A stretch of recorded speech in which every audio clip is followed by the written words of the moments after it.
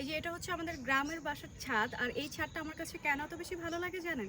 ছাদের চারুদিকে হচ্ছে গাছ দিয়ে ভরা। এই যে দেখতে পাচ্ছেন এখানে হচ্ছে কাঁঠাল গাছ, এবং কাঁঠাল গাছের ঠিক পাশে আমাদের উঠানের মধ্যে আছে হচ্ছে ডালিম গাছ। এটার মধ্যে কিন্তু অনেকগুলো ডালিম ধরেছে, ছোট ছোট, কয়েকদিনের মধ্যেই বড় হবে। এরপরে ঠিক পাশেই রয়েছে জাম্বুরা গাছ, জাম্বুরাও হচ্ছে অনেকগুলো ধরেছে, বাট এখন তো আসলে ফলের সিজন না, যার কারণে সব কিছুই ছোট ছোট, কয়েকদিনের মধ্যেই বড় হয়ে যাবে। এরপরে এই যে দেখতে পাচ্ছেন সুপারি গাছ, এখানে কিন্তু অনেকগুলো সুপারি গাছ আছে এবং প্রত্যেকটার মধ্যেই কিন্তু সুপারি ধরে। এই যে দেখতে পাচ্ছেন পেঁপে গাছ, এগুলোর মধ্যেও কিন্তু অনেক পেঁপে ধরে, যেগুলো আমরা খাই, এগুলো একদম পুরো অর্গানিক আসলে।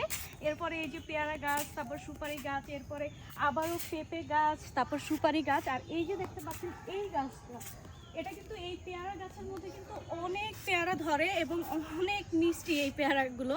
আমার কাছে এই জন্যই আসলে গ্রামটা ভালো লাগে। এরপরে এই যে এটা কিন্তু একই সাথে দুইটা পেয়ারা গাছ আমাদের। এরপরে এই যে দেখতে পাচ্ছেন আম গাছ, এই আম গাছগুলো কিন্তু আসলে শুধু এই একটা না, আমাদের বাড়ির চারোদিকে আম গাছ রয়েছে এবং প্রত্যেকটা আমই কিন্তু অনেক বেশি টেস্টি এবং অনেকগুলো করে ধরে।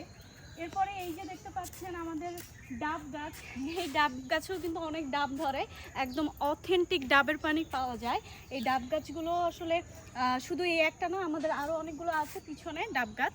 আর এই যে দেখতে পাচ্ছেন আমাদের বাড়ির ঠিক পাশেই হচ্ছে ওই যে দেখতে পাচ্ছেন ওইখানে বড় একটা খাল রয়েছে, যার কারণে কিন্তু আরও বেশি মনোরম পরিবেশ লাগে।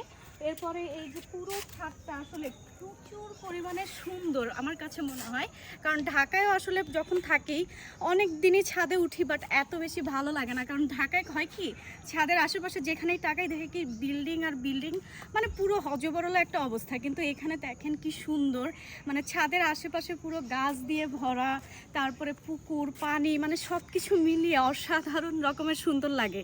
আর এই জন্যই কিন্তু আমার কাছে মনে হয় কি গ্রামটা আসলে এই জন্যই এত সুন্দর।